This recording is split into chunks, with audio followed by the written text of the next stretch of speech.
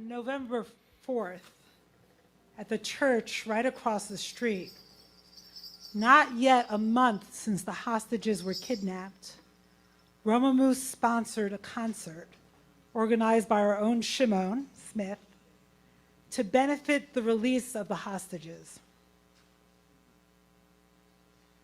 It was an uplifting night. How many of you were there? Not the people from California. Maybe you were there on screen. It was an uplifting night at a desperate moment full of grief and heartbreak and yet hope. One of the speakers then was Gili Ramon, an Israeli peace educator whose sister Yarden Ramon Gat was taken as a hostage on October 7th with her husband Alon and her 3-year-old daughter Geffen. As they were being driven away from her kibbutz, she handed her baby to Alon because she knew he could run faster than she could, and he did. Alon and Geffen hid in a ditch for 12 hours. The next day, they finally found their way to the IDF and safety. Yarden was taken into captivity. After 54 days in captivity, Yarden was released on November 29th.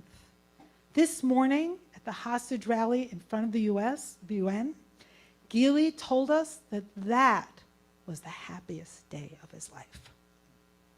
But grief persists because Carmel, Yarden's sister-in-law, is still in captivity, along with over 100 hostages representing 10 nationalities and 5 faiths. I remember very well on November 4th how Gili started to speak to us. He told us he didn't really want to come to this concert. And the reason was it was called a Havdalah concert. A Havdalah is the ritual that we perform at the end of Shabbat, which enacts a separation between Shabbat and the week. And he said, for us, there's no Havdalah. There's no change in time. There's no weekday, there's no Shabbat, there's no holiday. Every single day is October 7th.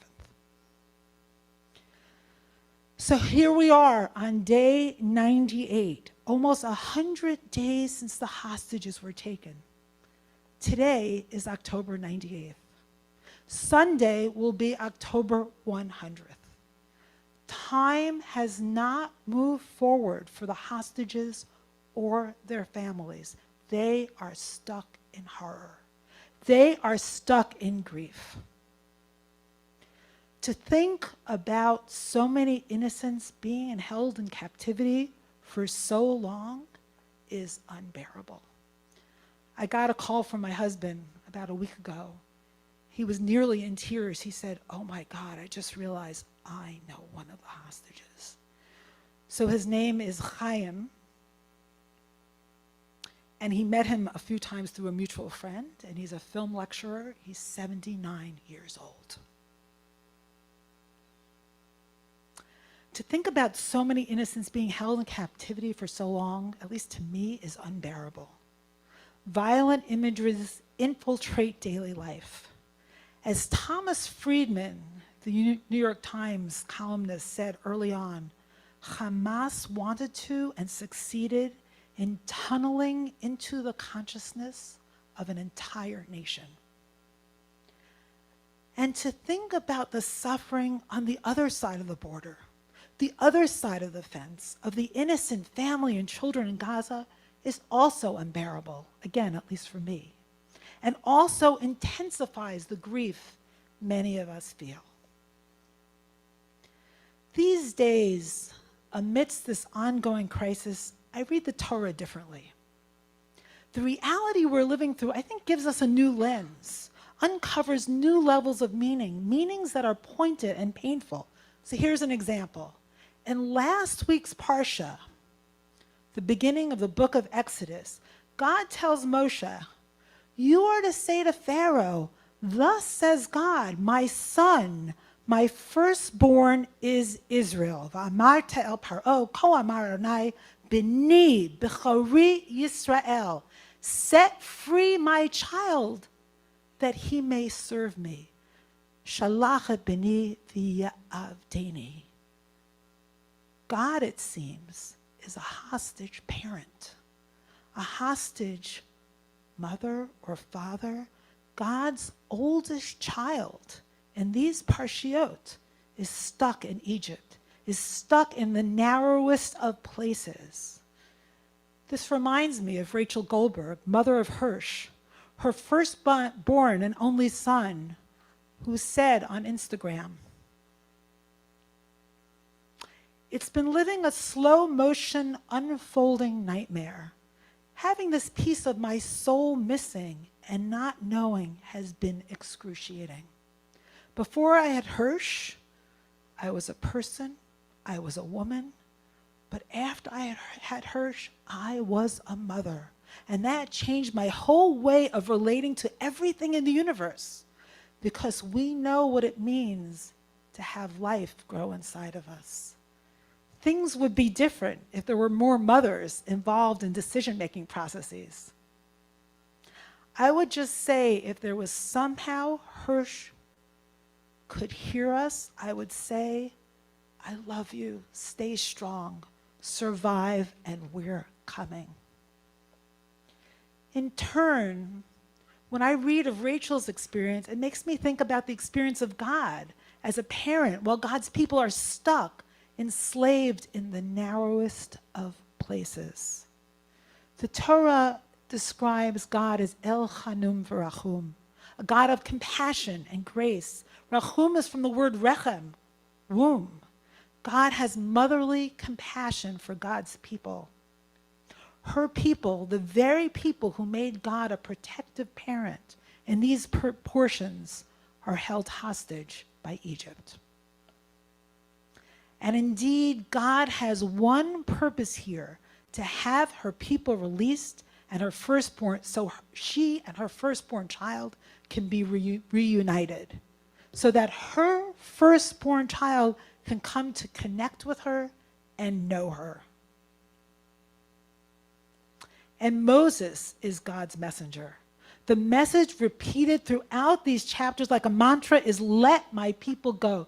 Shlach et ami.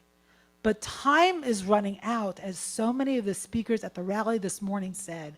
Hope is running out, just as it did for the Israelites, as it says in this week's Parsha. When Moshe tried to relay a message of freedom, they did not listen to Moshe because of narrowed spirits and cruel labor. V'lo sham'u el Moshe mikotzer ruach v'avodah kasha. The Israelites lost hope and so could not hear this message of freedom, the message of liberation, a message of hope in a moment of growing hopelessness. Is one that the hostage families brought yesterday to the border with Gaza. So I heard about this originally from Shimon, but yesterday, members of hostage families went directly to the border. Actually, it was on Thursday. Yeah, that's yesterday. On Thursday, with a huge sound system, huge speakers, in the hopes that their message could reach their family members. So listen to some of their messages of hope. From Meirav Leshen Gonen, mother of Romi, whose daughter was kidnapped from the Nova Festival. Romi, we miss you terribly, but we are strong. Don't lose hope. We are turning the world upside down to bring you back. We can't believe it's almost day 100.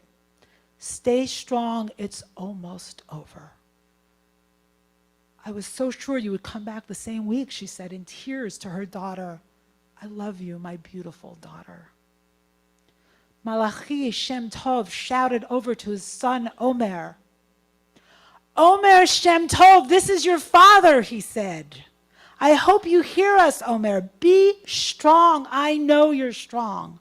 I know your faith keeps you strong. Everyone at home is waiting for you.